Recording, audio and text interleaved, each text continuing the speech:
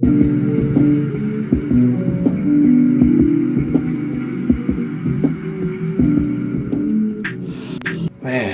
this album, it represents, that side of life that we don't always want to acknowledge. It is, that inner struggle, or what I like to call the beautiful struggle. That's exactly what life is. It's, stressful yet exciting. It's calm yet bold. It's serious yet fun. It's just like this collection, this big ball of just craziness. And the album definitely represents that, and that's the feeling I hope to present to everyone that takes a listen to it. So Hunger Pains is about acknowledging where you've been, acknowledging what you've experienced and what you've seen, and at the same time, while walking and living in boldness, unapologetically, in who you are and where you're trying to go. I remember growing up, being raised in the church, and me and my siblings, I remember like us feeling frustrated because it'd be like we had been at church for 3 hours and my parents still talking to folk, talking to deacon such and such and the usher here and the other youth minister here. We're like, yo, can we go home? I'm hungry. It's time to go. For me, the Falcons are on. It's game time. Time to go back. It was funny because that was my hunger pain. I could feel it, like physically. I was hungry. But as you get older, you realize that everyone has some form of a hunger pain. Dealing with heartbreak, that's a hunger pain. Staying positive and in a tough situation or tough situations, that's a hunger pain.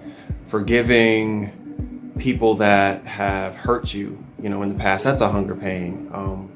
Breaking bad habits or an addiction, that's a hunger pain. Letting go of people that you love or loved is a hunger pain. And even trusting God in the process of a promise is a hunger pain. So that's what the project's about. It's about facing challenging things and facing challenging obstacles, while also finding freedom. Finding the freedom to be yourself.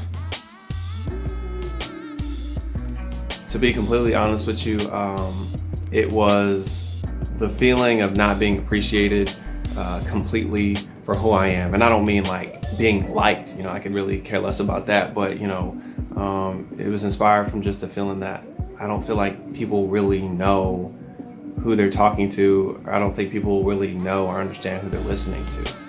On a regular basis, I wear a lot of hats, and I represent way more than myself. I represent hip hop, I represent the military, I represent, family, my faith, and a number of other things. But I find oftentimes that people try to put you in this box, and they put you in this box of what they're most comfortable with. So, for example, they'll go like, oh, hey, it's great that you're doing things in the community. That's awesome. That's great that you're in the military.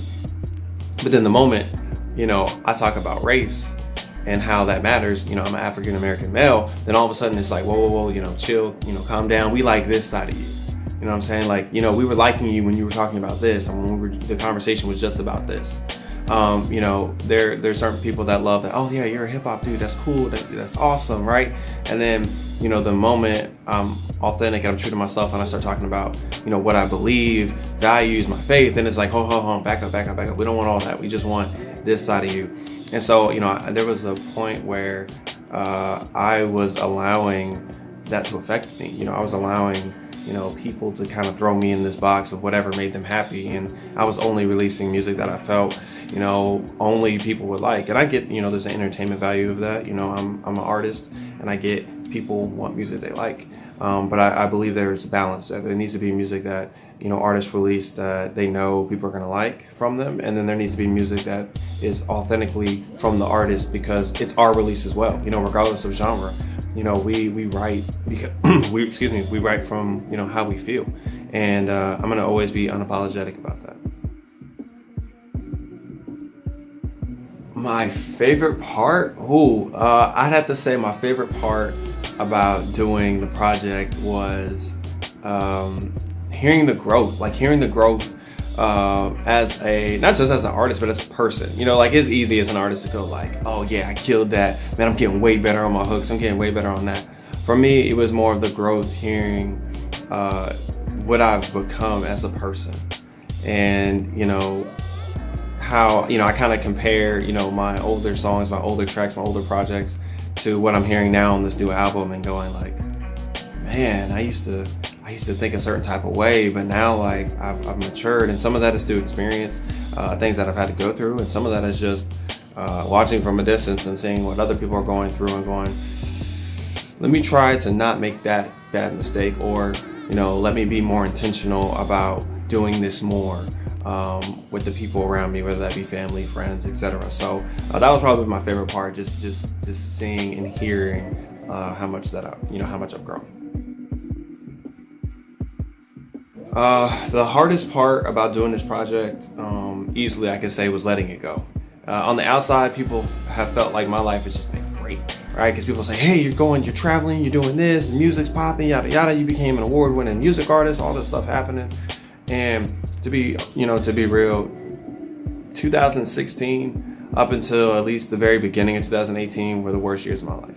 The worst years of my life, and many people wouldn't even think twice about it because I was still smiling. I was going out and doing community stuff still, but I was still dealing with a lot. I was in the midst of, I lost a ton of friends, whether that was through illness or just decisions and discussions that happened. I was in the midst of a mild depression and didn't even know it.